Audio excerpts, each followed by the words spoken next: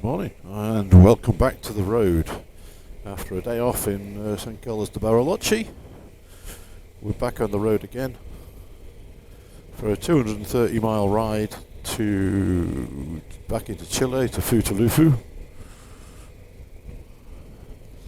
And as you can see, once again we've got clear blue skies, or nearly clear blue skies, snow-capped mountains, beautiful lakes. What's not to love about this part of the world, eh? So we're in Patagonia now. So St. Carlos de Bariloche is recognised as being the northern end of Patagonia. And most times I've been here it's been very windy, but this time it's not, which bodes well. Let's hope that continues for today's ride. It's a spectacular start when you ride alongside a lake like this. Nue Happy is the lake.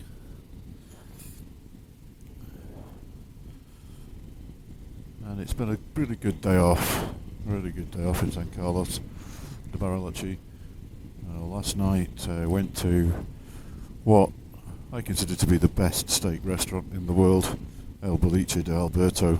A world famous restaurant. Queue up outside an hour before it opens because they won't take reservations. And I had the most incredible beef de lomo steak again. It's the fourth time in that place. And unfortunately it's ruined me for steak for life, because everywhere else I have a steak, it's good. You can get great steaks lots of places, but that place is just that little bit better. The steak just melts in your mouth. It's just incredible. But that was last night. This is today. And let's say 230-mile ride today is going to take us further south. A mixture of tarmac and dirt, or paved and unpaved. We'll get to see some interesting places, and I'll put the camera back on when we get to those places. But that's not to say that this isn't the most staggeringly beautiful scenery, because it really is. I mean, what more could you ask for than lakes and snow-capped mountains? Just beautiful.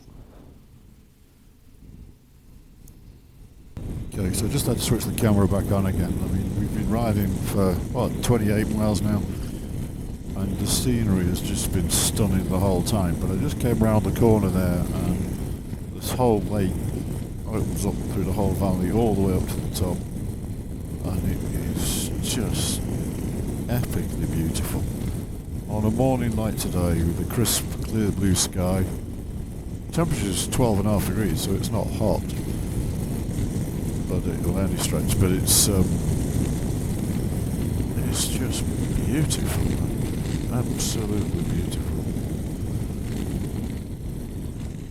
And normally, when I'm on my travels and I see a scene like this, I would stop and try and capture it with the camera, but to be honest, cameras don't do it justice at all.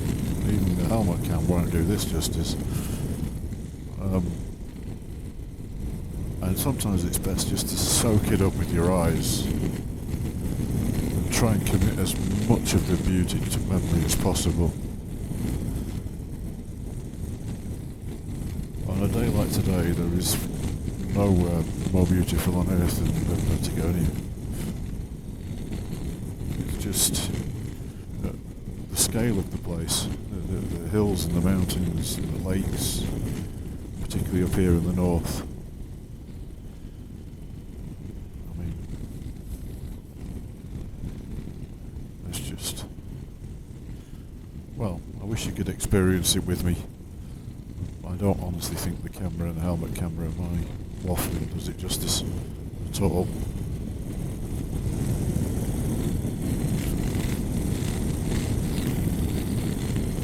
It's just as you should get a break in the tree cover and get a view all the way up the lake. It just takes your breath away, really. Makes you feel Very glad to be alive. I'm able to ride a motorcycle through this stunning countryside. It's an incredible landscape.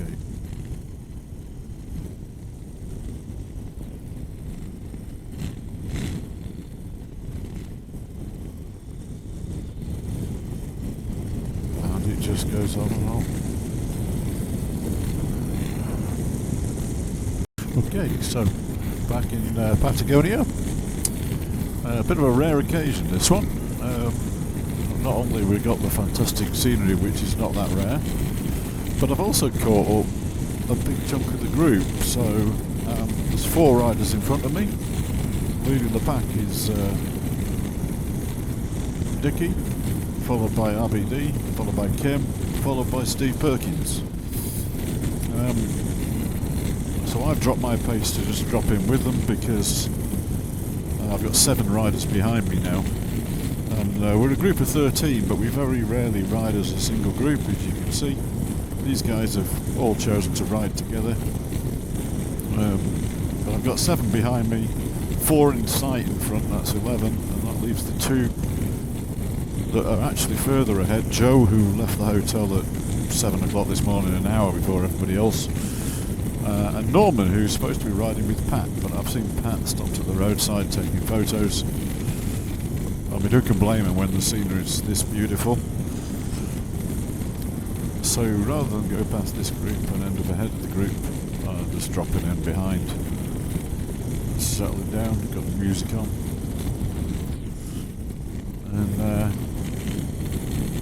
and I've got this in front of me to look at. So, not a bad way to spend a day, is it? Yeah, so we're cruising along. Beautiful, pleasant day for a motorcycle ride. Temperatures come up to about 15 degrees, so it's still a little bit on the chilly side, but nothing like as bad as Kevin's group a week ahead of us had. So we're not complaining. When the weather looks this good, a little bit of chill in the air is not really a problem. So there you go, a quick view of some riders up ahead, travelling through an epic landscape, cruising along. Okay, sorry about that, a little bit of a mishap with the camera there, but I thought you might like to come back to Patagonia and just take in some more of these incredible views. The other thing you notice now is we get a lot more of these. We get a lot more adventure bikes, a lot more people down here already, riding either back up north or down to Ushuaia or whatever. So we're not alone anymore doing this incredible journey. But just look at this sky. I mean, we just have the best weather. Warmed up to it's actually showing 20 degrees centigrade on my dash now. Doesn't feel that warm, to be fair.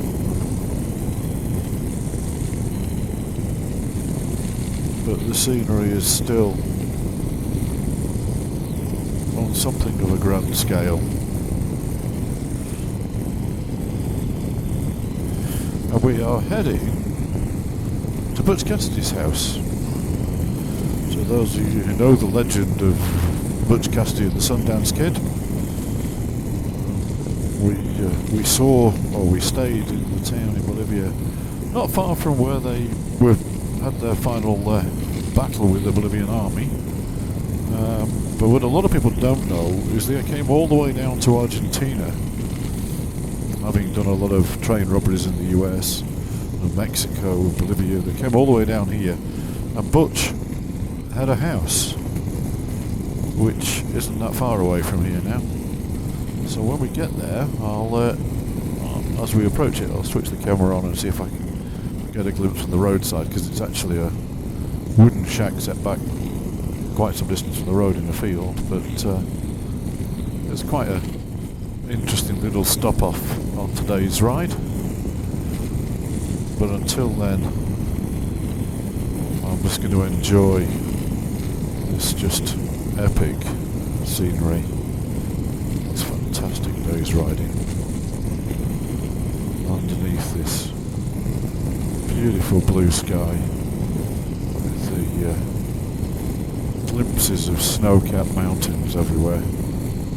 It's just, yeah, beautiful.